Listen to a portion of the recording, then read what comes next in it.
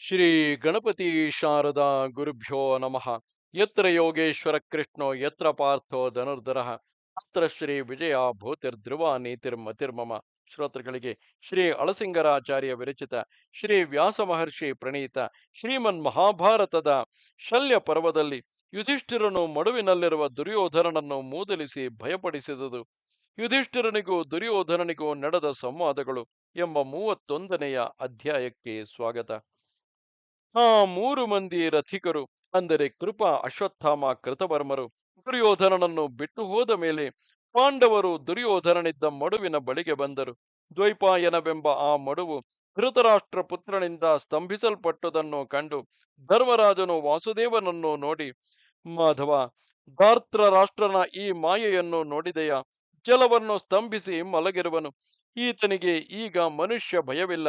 ಕಪಟ ವೃತ್ತಿಯಲ್ಲಿ ಸೇರಿದ ಈತನು ದೇವ ಸಂಬಂಧವಾದ ಮಾಯೆಯನ್ನು ಹಿಡಿದು ವಂಚನೆಯಿಂದ ನೀರಿನಲ್ಲಿ ತಲೆಮರೆಸಿಕೊಂಡಿರುವನು. ಆದರೆ ನಾವೇನೋ ಅವನನ್ನು ಜೀವದಿಂದ ಬಿಡುವವರಲ್ಲ. ಈತನಿಗೆ ಯುದ್ಧದಲ್ಲಿ ವಜ್ರಪಾಣಿಯಾದ ಸಾಕ್ಷಾತ್ ದೇವೇಂದ್ರನೇ ಸಹಾಯಕನಾಗಿ ಬಂದರು ನಮ್ಮಿಂದ ಕೊಲ್ಲಲ್ಪಡುವುದನ್ನು ಜನರೆಲ್ಲರೂ ನೋಡುವರು ಎಂದನು. ಆಗ ಕೃಷ್ಣನು, ರಾಜ, ಮಾಯಾವಿಯಾದ ದುರ್ಯೋಧನನ ಈ ಮಾಯೆಯನ್ನು ನಾವು ಮಾಯೆಯಿಂದಲೇ ನಾಶ ಮಾಡಬೇಕು. ಮಾಯಾವಿಗಳನ್ನು ಮಾಯೆಯಿಂದಲೇ ಕೊಲ್ಲಬೇಕು. ಇದು ಸತ್ಯವು. ನ್ಯಾಯ ಅನ್ಯಾಯಗಳನ್ನು ಗಮನಿಸದೆ ಶತ್ರುಗಳ ತಂತ್ರಗಳಿಗೆ ಪ್ರತಿತಂತ್ರಗಳನ್ನು ಮಾಡುವುದೇ ಉಚಿತವು. ಮಾಯಾವಿಯಾದ ದುರ್ಯೋಧನನನ್ನು ನೀನು ತಂತ್ರದಿಂದಲೇ ಕೊಲ್ಲುವವನಾಗು. ಇಂದ್ರನು ದೈತ್ಯ ದಾನವರೆಲ್ಲರನ್ನೂ ತಂತ್ರಗಳಿಂದಲೇ ಜಯಿಸಿದನು.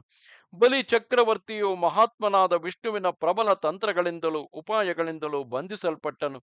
ಮಹಾಸುರನಾದ ಹಿರಣ್ಯಾಕ್ಷ, ಹಿರಣ್ಯಕಶಿಪುಗಳು ಉಪಾಯ ಕಾರ್ಯಗಳಿಂದಲೇ ನಾಶ ಮಾಡಲ್ಪಟ್ಟರು. ಮಹಾಬಲಶಾಲಿಯಾದ ವೃತ್ರನು ತಂತ್ರದಿಂದಲೇ ಹತನಾದನು. ಹಾಗೆಯೇ ಪುಲಸ್ತ್ಯ ಪೌತ್ರನು, ವಿಶ್ವಾವಸುವಿನ ಮಗನೂ ಆದ ರಾವಣಾಸುರನು ಕೂಡ ಬಂಧು ಪರಿವಾರಗಳೊಡನೆ ರಾಮನಿಂದ ಉಪಾಯದಿಂದಲೇ ಕೊಲ್ಲಲ್ಪಟ್ಟನು. ಆದುದರಿಂದ ನೀನು ತಕ್ಕ ಉಪಾಯವನ್ನು ಅನುಸರಿಸಿ ತಕ್ಕ ತಂತ್ರಗಳಿಂದ ನಿನ್ನ ಪರಾಕ್ರಮವನ್ನು ವ್ಯಕ್ತಪಡಿಸು. ಹಿಂದೆ ತಾರಕನೆಂಬ ಮಹಾಸುರನು, ವೀರ್ಯವಂತನಾದ ವಿಪ್ರಚಿತ್ತಿಯು ತಂತ್ರ ಕಾರ್ಯಗಳಿಂದಲೇ ನನ್ನಿಂದ ಹತರಾದರು. ಇಲ್ವಲ ವಾತಾಪಿಗಳನ್ನು, ತ್ರಿಶಿರಸ್ಸು, ಸುಂದೋಪಸುಂದರು ತಂತ್ರಗಳಿಂದಲೇ ಕೊಲ್ಲಲ್ಪಟ್ಟರು. ತಂತ್ರಗಳಿಂದಲೇ ಇಂದ್ರನು ಸ್ವರ್ಗವನ್ನು ಅನುಭವಿಸುತ್ತಿರುವನು. ಆದುದರಿಂದ ತಂತ್ರ ಕಾರ್ಯವೇ ಮಹಾಬಲವುಳ್ಳದ್ದು, ಬೇರೆ ಯಾವುದು ಅಷ್ಟು ಪ್ರಬಲವಲ್ಲ. ದೈತ್ಯ ದಾನವ ರಾಕ್ಷಸರು ರಾಜರು ತಂತ್ರಗಳಿಂದಲೇ ಹತರಾದರು. ಧರ್ಮರಾಜ, ನೀನು ಅಂತಹ ಉಪಾಯವೊಂದನ್ನು ಹಿಡಿ ಎಂದನು. ಕೃಷ್ಣನು ಹೀಗೆ ಹೇಳಲು ವೃತನಿಷ್ಠನಾದ ಧರ್ಮರಾಜನು ಅಟ್ಟಹಾಸ ಮಾಡುತ್ತಾ ಜಲದಲ್ಲಿ ಅವಿತುಕೊಂಡಿದ್ದ ನಿನ್ನ ಮಗನನ್ನು ಕುರಿತು ಹೀಗೆಂದು ಹೇಳತೊಡಗಿದನು. ದುರ್ಯೋಧನ ಮಹಾರಾಜ, ಎಲ್ಲ ಕ್ಷತ್ರಿಯರೊಡನೆ ನಿನ್ನ ಕುಲವನ್ನೆಲ್ಲ ನಾಶಕ್ಕೆ ಗುರಿ ಮಾಡಿ ಈಗ ನೀನು ಮಾತ್ರ ಆತ್ಮ ಸಂರಕ್ಷಣಕ್ಕಾಗಿ ಈ ಜಲದಲ್ಲಿ ಪ್ರವೇಶಿಸಿದೆಯಾ? ನಿನ್ನ ಪ್ರಾಣ ರಕ್ಷಣೆಗಾಗಿಯೇ ಅಲ್ಲವೇ ನೀನು ಈ ನೀರಿನಲ್ಲಿ ಪ್ರವೇಶಿಸಿರುವೆ? ಮೇಲೆದ್ದು ಬಾ, ನಮ್ಮೊಡನೆ ಯುದ್ಧ ಮಾಡು. ಹೀಗೆ ನೀನು ಭೀತಿಯಿಂದ ಜಲದಲ್ಲಿ ಮುಳುಗಿಕೊಂಡಿರಬಹುದೇ? ಆ ನಿನ್ನ ಹೆಮ್ಮೆಯು, ಆ ನಿನ್ನ ಗರ್ವವು ಈಗ ಎಲ್ಲಿ ಹೋದವು? ಎಲ್ಲರೂ ಸಭೆಯಲ್ಲಿ ನಿನ್ನನ್ನು ಮಹಾಶೂರನೆಂದು ಹೇಳುತ್ತಿದ್ದರಲ್ಲವೇ? ಅಂತಹ ನೀನು ಈಗ ಭಯದಿಂದ ನೀರಿನಲ್ಲಿ ಜಲಸ್ತಂಭನ ಮಾಡಿ ಮಲಗಿರುವೆಯಾ? ಓ ರಾಜ, ಮೇಲಕ್ಕೇಳು, ಬಾ, ಯುದ್ಧ ಮಾಡು. ನೀನು ಸತ್ಕುಲದಲ್ಲಿ ಹುಟ್ಟಿದ ಕ್ಷತ್ರಿಯನಲ್ಲವೇ? ಅದರಲ್ಲಿಯೂ ಕುರುಕುಲದಲ್ಲಿ ಹುಟ್ಟಿದ ನೀನು ನಿನ್ನ ಕುಲವನ್ನು, ನಿನ್ನ ಹುಟ್ಟನ್ನು ಸ್ಮರಿಸಬಾರದೆ? ಕುರುವಂಶದಲ್ಲಿ ಹುಟ್ಟಿದುದಕ್ಕಾಗಿಯೇ ಹೆಮ್ಮೆ ಪಡುತ್ತಿದ್ದ ನೀನು ಈಗ ಯುದ್ಧಕ್ಕಾಗಿ ಹೆದರಿ ನೀರಿನಲ್ಲಿ ಹೇಗೆ ಪ್ರವೇಶಿಸಿದೆ? ಯುದ್ಧಕ್ಕೆ ಹೆದರಿ ಓಡಿ ಹೋಗಿ ಅವಿತುಕೊಳ್ಳುವುದು ಕ್ಷತ್ರಿಯರಿಗೆ ಧರ್ಮವಲ್ಲ. ಯುದ್ಧದಿಂದ ಓಡುವುದು ಹೀನ ಜನರಿಗೆ ಯೋಗ್ಯವು. ಅದು ಸ್ವರ್ಗ ಪ್ರಾಪ್ತಿಗೆ ನಿರೋಧಕವು. ನಿನಗೆ ಯುದ್ಧದಲ್ಲಿದ್ದ ಆ ಶ್ರದ್ಧೆಯು ತಪ್ಪಿ ಈ ರೀತಿಯಾದ ಪ್ರಾಣ ಸಂರಕ್ಷಣೆಗಾಗಿ ಹೇಗೆ ಬುದ್ಧಿ ಹುಟ್ಟಿತು? ರಾಜಕುಮಾರ, ಯುದ್ಧದಲ್ಲಿ ಸತ್ತು ಬಿದ್ದ ಪುತ್ರರನ್ನು, ಸಹೋದರರನ್ನು, ಪಿತೃಗಳನ್ನು ಕಣ್ಣಾರೆ ನೋಡಿ ಅನೇಕ ಜ್ಞಾತಿಗಳನ್ನು, ಮಾವಂದಿರನ್ನು, ಬಂಧುಗಳನ್ನು, ಸಂಬಂಧಿಗಳನ್ನು ಕೊಲ್ಲಿಸಿ ಈಗ ನೀನು ಮಾತ್ರ ಹೇಗೆ ಈ ಮಡುವಿನಲ್ಲಿ ಅವಿತುಕೊಂಡಿರುವೆ? ನಾನೇ ಮಹಾಶೂರನೆಂದು ನೀನು ತಿಳಿದುಕೊಂಡಿರುವೆಯಲ್ಲದೆ ನಿಜವಾಗಿ ನೀನು ಶೂರನಲ್ಲ. ಓ ದುರ್ಬುದ್ಧಿ! ಯುದ್ಧದಲ್ಲಿ ಎಲ್ಲರೂ ನೆನೆದಿರುವಾಗ ನಾನು ಮಹಾಶೂರನೆಂದು ಹೇಳಿಕೊಳ್ಳುತ್ತಿದ್ದೆಯಲ್ಲವೇ? ನಿಜವಾಗಿ ಶೂರರು ಶತ್ರುಗಳನ್ನು ನೋಡಿ ಹೀಗೆ ಓಡುವುದುಂಟೇನು? ಎಂದಿಗೂ ಇಲ್ಲ. ಶೂರಾಗ್ರಣಿ, ನೀನು ಯಾವ ನೀತಿಗಾಗಿ ಯುದ್ಧವನ್ನು ಬಿಟ್ಟು ಬಂದೆ ಅದನ್ನಾದರೂ ಹೇಳು. ಓ ದುರ್ಯೋಧನ, ಎದ್ದೇಳು, ಮನಸ್ಸಿನಲ್ಲಿ ಭಯವನ್ನು ಬಿಟ್ಟು ಯುದ್ಧ ಮಾಡು. ಸುಯೋಧನ, ಕ್ಷತ್ರಿಯ ಧರ್ಮವನ್ನು ಅವಲಂಬಿಸಿರುವ ನಿನ್ನಂತಹ ಶೂರನು ಧರ್ಮಾನುಷ್ಠಾನದಲ್ಲಿ ಅಭಿಲಾಷೆಯುಳ್ಳವನಾದರೆ ಎಲ್ಲ ಸೈನ್ಯವನ್ನು ಭ್ರಾತೃಗಣಗಳನ್ನು ಮರಣಕ್ಕೆ ಗುರಿಪಡಿಸಿ ತಾನು ಮಾತ್ರ ಪ್ರಾಣವನ್ನು ಉಳಿಸಿಕೊಳ್ಳುವ ಪ್ರಯತ್ನ ಮಾಡಬಾರದು. ಆ ಕರ್ಣನನ್ನು, ಆ ಶಕುನಿಯನ್ನು, ಆ ದುಶ್ಯಾಸನನನ್ನು ನಂಬಿ ನೀನು ಅವರ ಮಾತಿನಲ್ಲಿರುವ ಮೋಹದಿಂದ ನಿನ್ನನ್ನು ತಿಳಿಯದೆ ದೊಡ್ಡ ಪಾಪಕ್ಕೆ ಗುರಿಯಾದೆ. ಹೋಗಲಿ, ಈಗ ನಮ್ಮನ್ನು ಎದುರಿಸಿ ಯುದ್ಧ ಮಾಡು. ನಿನ್ನಂತಹವರಿಗೆ ಯುದ್ಧದಲ್ಲಿ ಭಯಪಟ್ಟು ಓಡುವ ಉದ್ದೇಶವೇ ಯೋಗ್ಯವಲ್ಲ. ಓ ದುರ್ಯೋಧನ, ನಿನ್ನ ಆ ಯುದ್ಧ ಸಾಮರ್ಥ್ಯವೆಲ್ಲಿ? ನಿನ್ನ ಮಾನವೆಲ್ಲಿ? ಆ ನಿನ್ನ ಶೌರ್ಯವೆಲ್ಲಿ ಹೋಯಿತು? ಆ ನಿನ್ನ ಮಹೋತ್ಸಾಹವು ಈಗ ಎಲ್ಲಿ ಅಡಗಿರುವುದು? ನಿನ್ನ ಶಸ್ತ್ರ ಸಾಮರ್ಥ್ಯವೆಲ್ಲಿ? ನೀನೇಕೆ ಹೀಗೆ ಕೆರೆಯಲ್ಲಿ ಮುಳುಗಿರುವೆ? ರಾಜ, ಏಳು, ಕ್ಷತ್ರಿಯ ಧರ್ಮವನ್ನು ಹಿಡಿದು ಯುದ್ಧ ಮಾಡು. ನಮ್ಮನ್ನು ಕೊಂದು ನೀನೇ ಭೂಮಿಯನ್ನಾಳು. ಇಲ್ಲವೇ ನಮ್ಮಿಂದಾದರೂ ನೀನು ಮೃತಪಟ್ಟು ರಣಭೂಮಿಯಲ್ಲಿ ಮಲಗು. ಮಹಾತ್ಮನಾದ ಬ್ರಹ್ಮದೇವನಿಂದ ಇದು ನಿನಗೆ ಪರಮ ಧರ್ಮವಾಗಿ ವಿಧಿಸಲ್ಪಟ್ಟಿರುವುದು. ನೀನು ಪೌರುಷವನ್ನು ಹಿಡಿದು ಸ್ವಧರ್ಮವನ್ನು ಸಾರ್ಥಕಗೊಳಿಸು ಎಂದನು. ಆಗ ದುರ್ಯೋಧನನು ಜಲದೊಳಗಿದ್ದ ಹಾಗೆಯೇ ಧರ್ಮರಾಜನ ಮಾತಿಗೆ ಪ್ರತ್ಯುತ್ತರವಾಗಿ, ಓ ಮಹಾರಾಜ, ಪ್ರಾಣಿಗಳಿಗೆ ಭಯವುಂಟಾಗುವುದೇನು ಅತಿಶಯವಲ್ಲ. ಆದರೂ ಈಗ ಮರಣಕ್ಕೆ ಹೆದರಿ ನಾನು ಯುದ್ಧವನ್ನು ಬಿಟ್ಟೋಡಲಿಲ್ಲ. ನನಗೆ ರಥವು ಹೋಯಿತು, ನನ್ನಲ್ಲಿದ್ದ ಬಾಣ ಬತ್ತಳಿಕೆಗಳು ಹೋದವು, ನನ್ನ ಹಿಂದೆ ಕುಳಿತಿದ್ದ ಸಾರಥಿಯು ಹೋದನು, ಸೈನ್ಯಗಳೆಲ್ಲ ನಷ್ಟವಾದವು. ಏಕಾಕಿಯಾಗಿದ್ದ ನಾನು ವಿಶ್ರಾಂತಿಯನ್ನು ಬಯಸಿ ಇಲ್ಲಿಗೆ ಬಂದೆನು. ರಾಜ, ಪ್ರಾಣ ಸಂರಕ್ಷಣೆಗಾಗಲಿ ವ್ಯಸನದಿಂದಾಗಲಿ ನಾನು ಈ ನೀರಿನಲ್ಲಿ ಪ್ರವೇಶಿಸಿದವನಲ್ಲ. ಕೇವಲ ಶ್ರಮ ಪರಿಹಾರಕ್ಕಾಗಿ ನಾನು ಈ ಕಾರ್ಯವನ್ನು ಮಾಡಿದೆನು. ಓ ಕುಂತಿ ಪುತ್ರ, ಈಗ ನೀನು ಸ್ವಲ್ಪ ಪರಿಹಾರ ಮಾಡಿಕೊಳ್ಳುವವನಾಗು.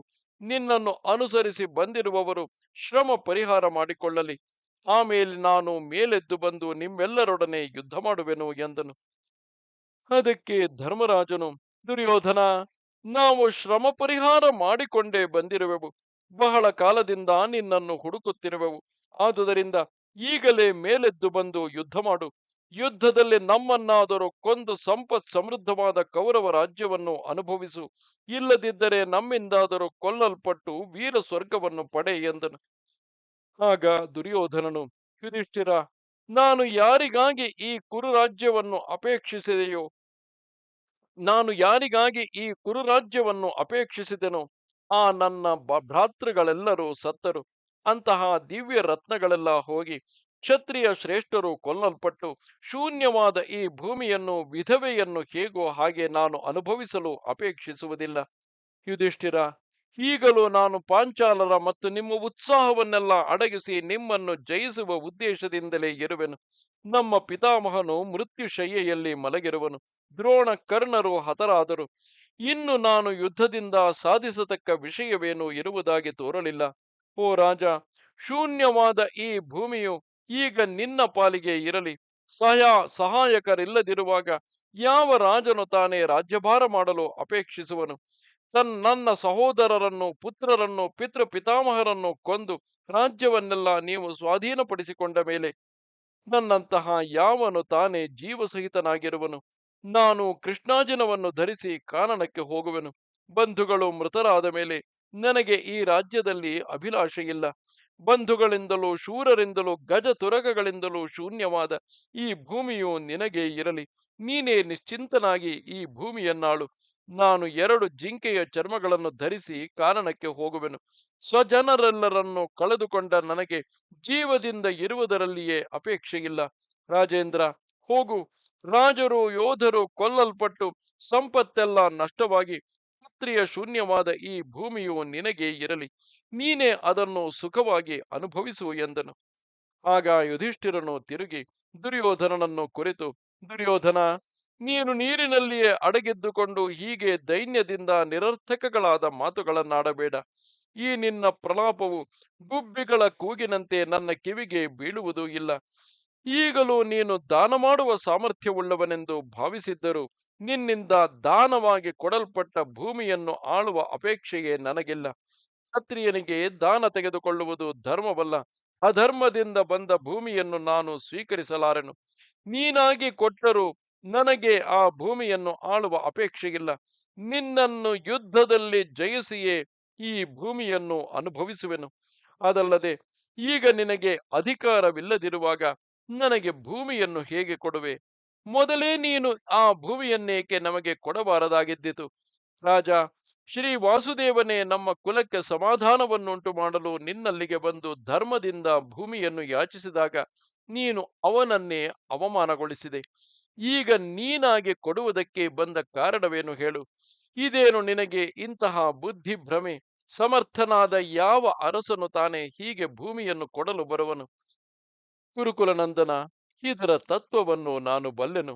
ಭೂಮಿಯನ್ನು ಇತರರಿಗೆ ಕೊಡುವುದಕ್ಕಾಗಲಿ ಬಲಾತ್ಕಾರದಿಂದ ಕಿತ್ತುಕೊಳ್ಳುವುದಕ್ಕಾಗಲಿ ಈಗ ನೀನು ಶಕ್ತನಲ್ಲ. ಇಂತಹ ಸ್ಥಿತಿಯಲ್ಲಿರುವ ನೀನು ರಾಜ್ಯವನ್ನು ಕೊಡುವೆನೆಂದು ಹೇಗೆ ಹೇಳಿಕೊಳ್ಳುವೆ? ಈಗಲೂ ಯುದ್ಧದಲ್ಲಿ ನನ್ನನ್ನು ಜಯಿಸಿ ಈ ಭೂಮಿಯನ್ನಾಳು. ಸೂಜಿಯ ಮೊನೆಯಷ್ಟು ಭೂಮಿಯನ್ನಾದರೂ ನಮಗೆ ಕೊಡಲಾರೆನೆಂದು ನೀನು ಹಿಂದೆ ಹೇಳಿದವನಲ್ಲವೇ? ಅಂತಹ ನೀನು ಈಗ ಭೂಮಿಯೆಲ್ಲವನ್ನು ನಮಗೆ ಹೇಗೆ ಕೊಡುವೆ? ಹಿಂದೆ ಸೂಜಿಯ ಮೊನೆಯಷ್ಟು ಭೂಮಿಯನ್ನು ಬಿಟ್ಟು ಕೊಡಲಾರದಿದ್ದ ನಿನಗೆ ಈಗ ಭೂಮಿಯೆಲ್ಲವನ್ನು ಬಿಡಲು ಹೇಗೆ ಇಷ್ಟವಾಯಿತು? ಅಂತಹ ಐಶ್ವರ್ಯವನ್ನು ಪಡೆದು ಈ ಭೂಮಿಯನ್ನೆಲ್ಲ ಪರಿಪಾಲಿಸುತ್ತಿದ್ದ ಯಾವ ಮೂಢನು ತಾನೇ ತಾನಾಗಿ ಶತ್ರುವಿಗೆ ಭೂಮಿಯನ್ನು ಕೊಡಲು ಸಮ್ಮತಿಸುವನು? ನೀನು ಕೇವಲ ಮೂರ್ಖ ಸ್ವಭಾವದಿಂದ ವಿಷಯಗಳನ್ನು ಗ್ರಹಿಸಲಾರದ ಮೂಢನಾಗಿರುವೆ. ನಿನಗೆ ಈ ಭೂಮಿಯನ್ನು ಕೊಡುವ ಮನಸ್ಸಿದ್ದರೂ ನಿನ್ನನ್ನು ಬೇರೆ ನಾವು ಪ್ರಾಣದಿಂದ ಉಳಿಸುವ ಹಾಗಿಲ್ಲ. ನೀನು ನಮ್ಮನ್ನಾದರೂ ಸೋಲಿಸಿ ಈ ಭೂಮಿಯನ್ನಾಳು. ಇಲ್ಲದಿದ್ದರೆ ನಮ್ಮಿಂದ ಹತನಾಗಿ ಉತ್ತಮ ಲೋಕಗಳನ್ನು ಹೊಂದು.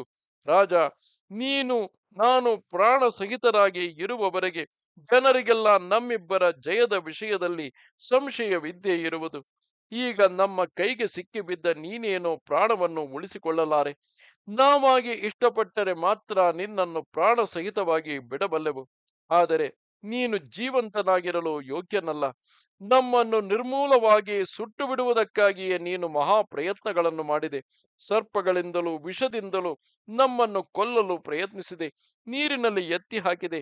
ನಮ್ಮ ರಾಜ್ಯವನ್ನೆಲ್ಲ ಕಿತ್ತುಕೊಂಡು ಮೋಸದಿಂದ ನಮ್ಮನ್ನು ವಂಚಿಸಿದೆ. ದ್ರೌಪದಿಗೆ ಮಾನಭಂಗಪಡಿಸಿದೆ. ನಿನ್ನಿಂದ ನಾವು ಎಷ್ಟು ಅವಮಾನಗಳಿಗೆ ಗುರಿಯಾದೆವು. ಈ ಕಾರಣಗಳಿಂದ ನಿನ್ನ ಪ್ರಾಣವನ್ನು ಉಳಿಸಲಾರೆವು. ಏಳು, ಏಳು, ಮೇಲೆದ್ದು ಬಾ, ನಮ್ಮೊಡನೆ ಯುದ್ಧ ಮಾಡು. ಯುದ್ಧದಿಂದಲೇ ನಿನಗೆ ಶ್ರೇಯಸ್ಸು ಎಂದನು. ರಾಜ ಹೀಗೆ ಅವರವರು ಅಲ್ಲಲ್ಲಿಂದ ಹೀಗೆ ವಿವಿಧ ವಾಕ್ಯಗಳನ್ನಾಡಿ ನಿನ್ನ ಮಗನನ್ನು ಬಾರಿ ಬಾರಿಗೂ ಮೂದಲಿಸುತ್ತಿದ್ದರು. ಇದು 31ನೆಯ ಅಧ್ಯಾಯವು. ನಮಸ್ತೆ ಶಾರದೆ ದೇವಿ, ಕಾಶ್ಮೀರ ಪುರವಾಸಿನಿ, ತ್ವಾಮಹಂ ಪ್ರಾರ್ಥಿಗೆ ನಿತ್ಯಂ, ವಿದ್ಯಾದಾನಂಚ ದೇಹಿಮೆ. ನಮಸ್ಕಾರ.